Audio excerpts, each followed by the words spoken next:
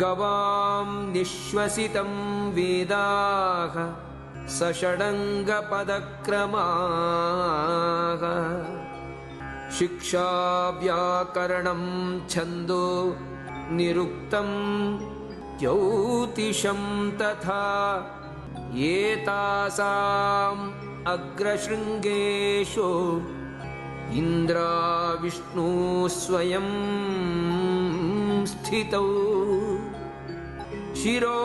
ब्रह्मा गुरुस्कन्धे ललाटे वृषभध्वजः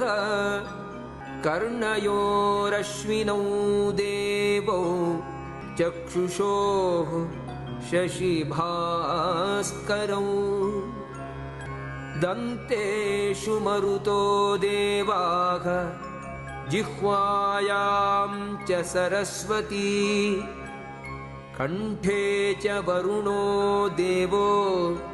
हृदये हव्यवाहनः।